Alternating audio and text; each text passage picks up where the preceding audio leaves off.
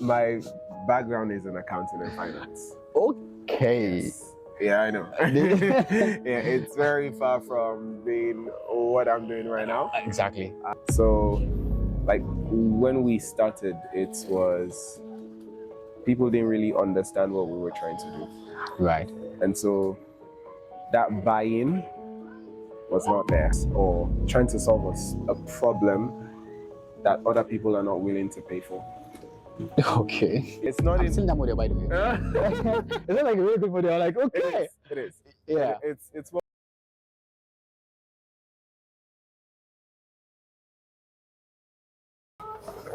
20 minutes. Don't worry, I'm not gonna. Yeah.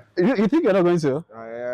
Why do you think you're not going to use up 20 minutes? No, I'm going to be as concise as As possible. possible. Yes, even though I know it will be a lovely conversation. Yeah, no, it's going to be a good conversation.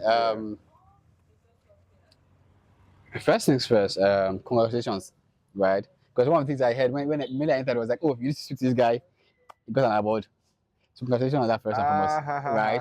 Yes, thank But you. Thank you very much. I think my own curiosity right now is, and also even the curiosity of people that are listening right now and want to watch this conversation is, why exactly should we congratulate you? Like, what exactly are you building right now that is worthy of commendation? What exactly are you building in the ecosystem? That's interesting. So, two things. Okay. One, KNESST. And KNESST is a venture design studio that Okay. actually started as a your ordinary tech community. Okay. But because of my background, so I worked in a couple of innovation hubs. Right. So I worked with a lot of startups, and by the time I know it, yeah, I'm helping other founders to basically then start their business, grow their business, scale their business. Okay. In a nutshell, it's what I refer to as commercializing solutions. Okay. And I've been doing that for the past coming to 3 years now, like Okay. KNESST on its own. 3 years Standards now. And yeah, that's basically what I even got the award for, because when we started as like a tech community, we didn't really have like a coordinated blueprint, no formats. Yeah. The ecosystem was, as in a tech ecosystem, was very nascent, and yeah, we were one of the very first people to actually do something like that. Yeah. And so the award is actually as a tech visionary.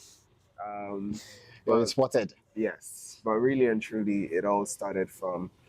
I used to live in Abidjan. My parents still live there. Oh, okay. So I was in Abidjan, by the way.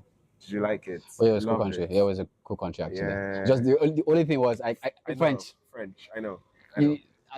Literally I had to download Duolingo because of you guys. I was like, Really? I was like, the country is way too beautiful for me to come back again and not be able to speak French. But yeah, it's actually quite a beautiful country. It is. And I mean, so I went back there to visit my parents. Yeah. And I was fortunate to be part of a tech meetup. Oh, okay. By the way, if you're in Abidjan, check out Tech Republic. Shout out to Kiani. Yes. And so I was part of that tech meetup, and I was like, you know what, let me go do the same thing back in Sierra Leone. Oh. Yeah. That makes sense. Okay. So came back in May 2023, did the first one in July 2023. Okay. And yeah, that's how it started. So 2023. Exactly, all the way. So here, yeah. Now, one of the things that you've rightly said is you've been built over, like you've had to do this over working with innovation hubs and all of that over time, right? But then if I take you back a bit, your background, was it ever along this path? Like, your background fits into this at all? No, not at all. So walk me through that. Like, so my background is in accounting and finance. Okay. Yes. Yeah, I know. Yeah, it's very far from being what I'm doing right now. Exactly. You know, as a young 18-year-old, started with ACCA. Yeah, okay. Did my master's in accounting and finance in the UK. But during that time, I was now figuring out, like, okay, this might not necessarily be the thing I want to do. Okay. So 2021, I was like, okay, I'm in Abidjan. lived in Accra for a bit. So I was like, I'm going to come back home to start afresh. And I'm Okay. going to come back to build. I didn't know what then, Exactly, but you knew you were meant to but I build was though. like, I'm going to come back to build. And yeah, came back, and the path has just gone from one thing to So another, and now we're focusing on tech. Yeah, yeah. in all of this, right? I need some bit of flesh and context, right? Yes, sure. Family, environment, did that like make a major contribution into why it was easier to pivot? Now I'm saying this because again, I'm asking this question mainly because I'm coming from a Nigerian perspective. So in Okay. Nigerian home, once you're sent to school to go and do this, Yeah. you need to a good extent be in that line. You might not be so holistically again, it might be a case of how is that conversation like really though with the entire family and It was having that tough. conversation. I'm not gonna lie. Like, so, um, the conversation with my dad, to even do the first job at an innovation hub, and not as an accountant or a finance controller, Oh yeah. it was hard. Wow. Yeah, it was a couple of weeks. He was like, okay, are you trying to try it for 3 months to see if it works? I mean, I knew I was not there. I knew what I wanted to do, but yeah, because I mean, during COVID, that time 2020, Yeah.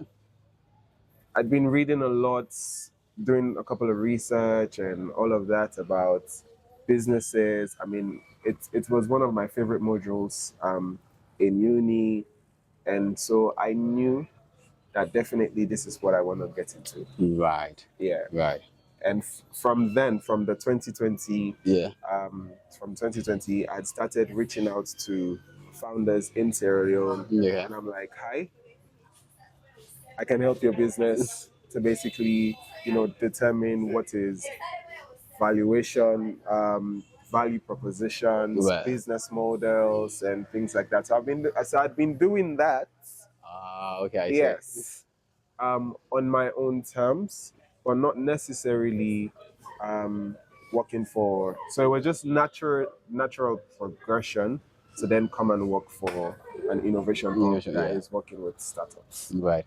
No. But it was hard. No, it definitely has to be Yeah, hard. Yeah, definitely. it was. I like that you make it sound easy, but It's but again, easy you now make it. because I think my dad sees it now. Oh, okay, okay, And to be honest, my mom is a businesswoman. okay. And this is what I actually tell the founders that I speak to. My mom is a fantastic businesswoman, actually. She was able to go from a small stall Yeah. selling toys, Okay. yes, selling toys, to she got into the clothing business, textiles, Yeah. and now she has about 5, 6 shops in about 3, 4 different countries. So she's done quite It's well. not quite for us. Yeah, Yeah. she's done quite well. Yeah. It took her 20 years to do, but she's done quite well. Well, yeah. And so seeing her, and I'm like, I know if my mom had, like a blueprint, Of probably we were right. talking the entire West Africa. Exactly. Yeah, I see what you And said. yes, I see what you said. yeah. So that's my perspective. So that's why I do what I do, Right. basically. Yeah. Now, going straight on into that whole what you had to do to make this happen, right? What are like those key challenges you had to deal with? Now, key challenges in starting out is always going to be there, right? But then there are certain challenges that you just know that you weren't expecting this to happen, Mm. right? Those moments where like, oh my, do I need to do this? Mm. Is this a worthy cost to True. embark upon? True. So, what are those things that kept you and gave it like some bit of sleepless nights? Disbelief. Oh, Yeah. So, like, when we started, it was people didn't really understand what we were trying to do. right. And so that buy-in was not there. We for majority. Yeah.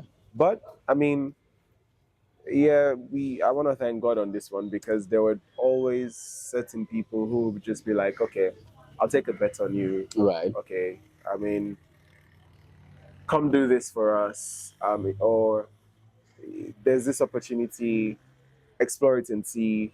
what comes out of it, yeah. Yeah, but I mean, we got a lot of no's. We're still getting no's. We're still Knows knows getting knows no. our founders easiest words we always hear. Like, There's a, I mean, yeah. So definitely that was, and to me, that is, it's a bigger challenge when people do not understand no. what you're doing, and so they don't engage, than to say, oh, there are no resources. Oh, okay. Because for resources, we partnered a lot.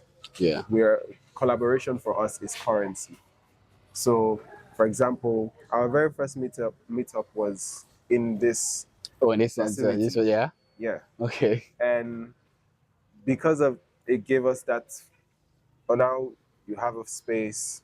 There was not much we needed to do. Yeah. So we ran with it. Yeah. We ran with it. It gave us the right traction that we needed. Our community has now grown to over 600 people on WhatsApp. Oh wow, that's a lot of individuals you're managing. Yes. But I mean, hey, yes, It is. I think we have over 20 plus events now in our repertoire. Oh wow, that's really good. With 2 flagships every year. Yeah.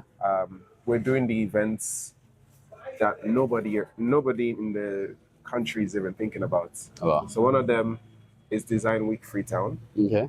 And Design Week Freetown is tailored to your creatives, your innovators, people who are looking to showcase their authentic talent. Right. Because that's the goal. It's to be able to import exposure. Right. So let them know what is happening elsewhere, and for them to absorb, learn, create, build, and then export that talent. I get you. Okay. Yeah.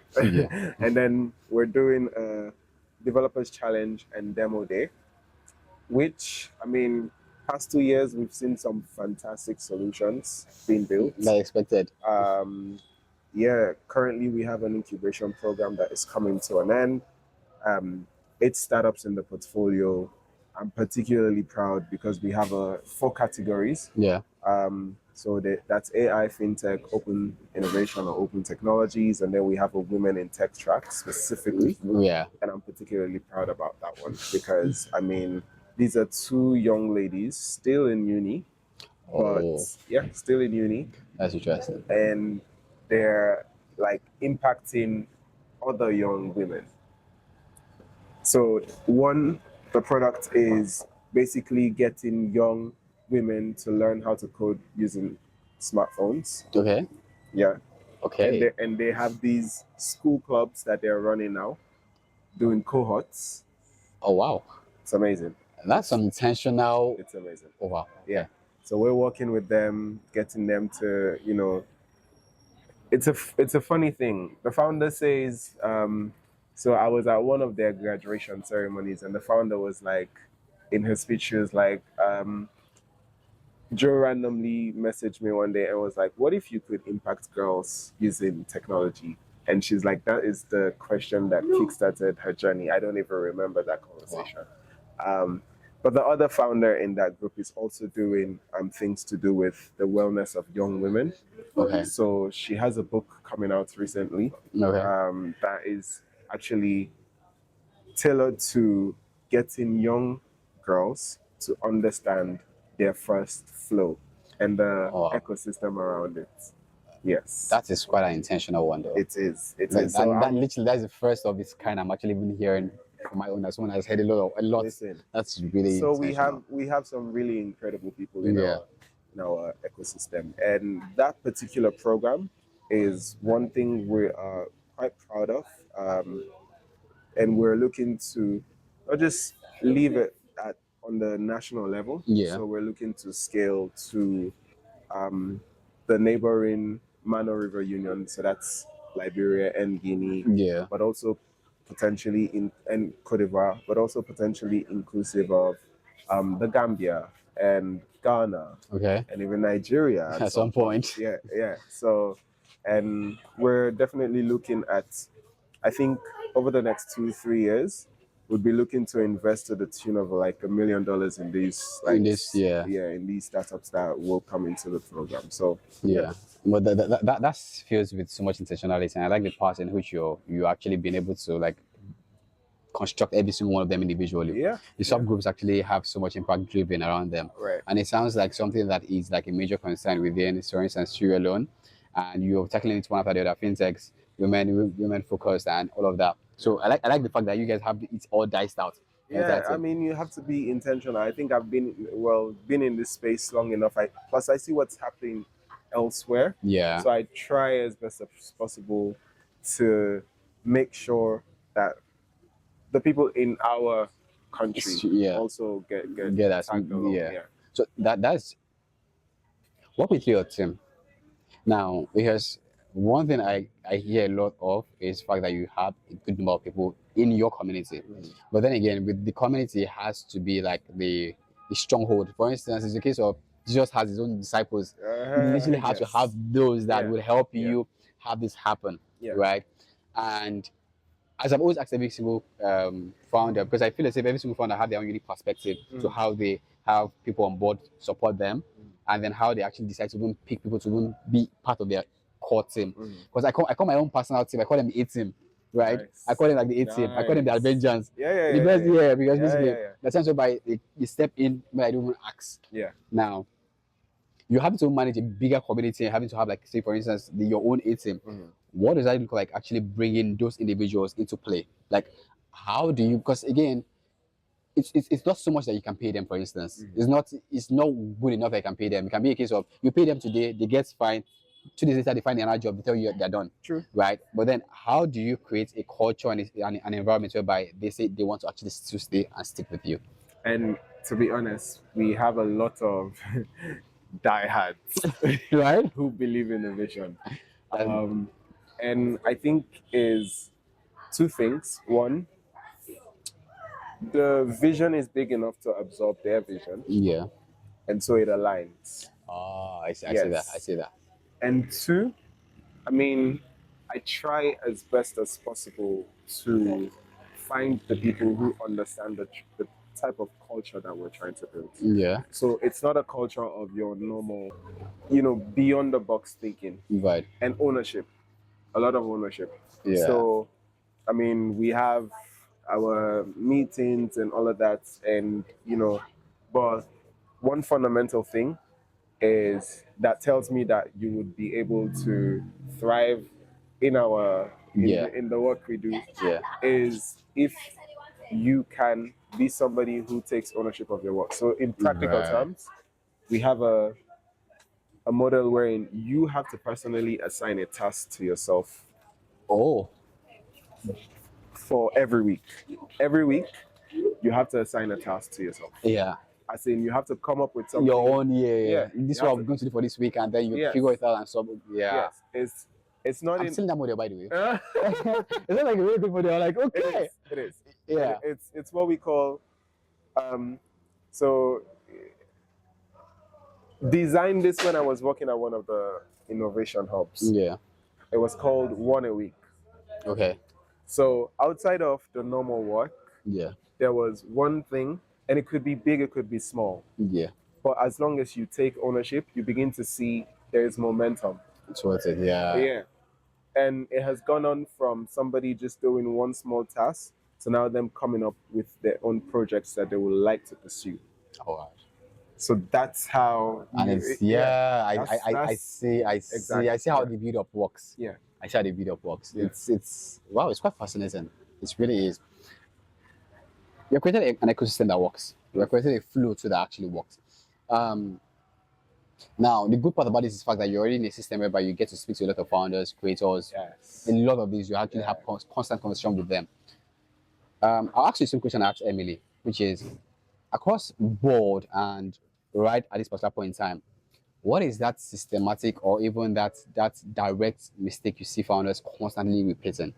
Like it's like a thing that they always just go head on. Like you can see that this is a business, but they just always just go head on into it every single time.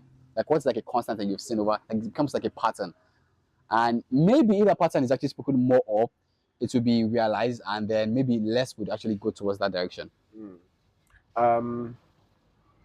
So fundamentally, it's people trying to solve a business or trying to solve a problem that other people are not willing to pay for. Okay. Yes. And so they have this fantastic idea, Yeah. they have this great solution. Seems like things are mapped out, Right. but there's no market, especially in the context of our West African, very niche, very nascent, Yeah. very upcoming in terms of development, little electricity, internet is a bit of a wahala. Exactly. So they try to solve Google Earth problems, if I can put it that way. Yeah. Forgetting, and to be honest, even I to some extent sometimes get carried away with the technology and Yeah. all of Yeah. that. We all do actually. Yeah. Yeah. The excitement. But that's it. Another one will be the team. Oh. Yeah, fundamentally, we Okay. Consider. we are we build we build as individual founders Okay. and forget to build as a team. Ah. Okay. Yeah. Yeah. Yeah. So by the time you know it, and to be honest, it is valid because there's a talent and a skills gap. Gap. Yeah. Yeah. So it's not like the founder wants to, but because there's a gap, you'd tend to now say it's between the trade-offs are, do I run Okay. on my own or do I hang about and bring the village along? Right. Yeah. So Right. those two. Right. I like the projection in which you're building towards. And my question right now is,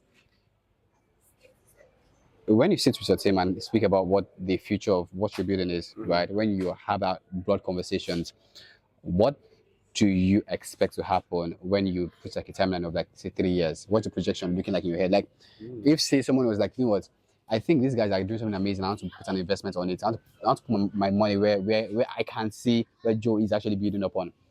What does that projection look like? What is that touch that they should look out for in what you're building? So, I mean, I always say our goal is to do two things. Yeah. One is to position, you know, the talent in Sierra Leone as world class. Okay. And when you begin to see,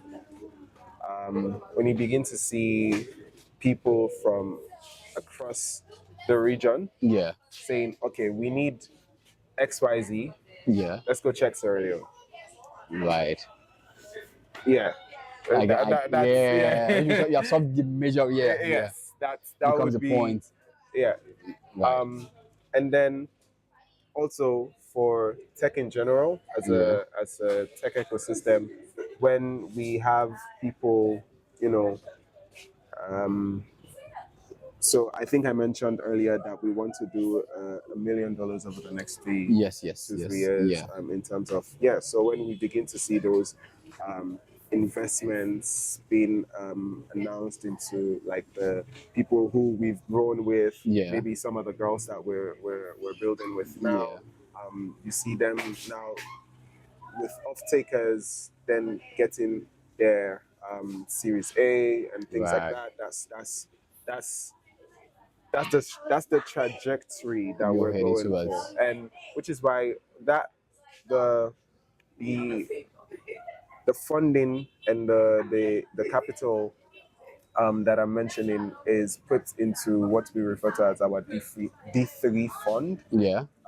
So we're going to continue obviously with demo day this year, and so D3 fund becomes the backbone that then feeds the investment into these startups that we're interacting with and supporting. So Right. it's like a pipeline. Yeah. Yeah. Oh, okay. Yeah. I don't know if that answers your question. No, it does actually. It does. It does. Really does actually, because it gives really good perspective into what I'm looking at the projection is, and I'm even happy that it doesn't have to even do with numbers. It just has to do with the fact that an impact is being made at a major scale in itself. yeah. So that is like the most beautiful thing in this.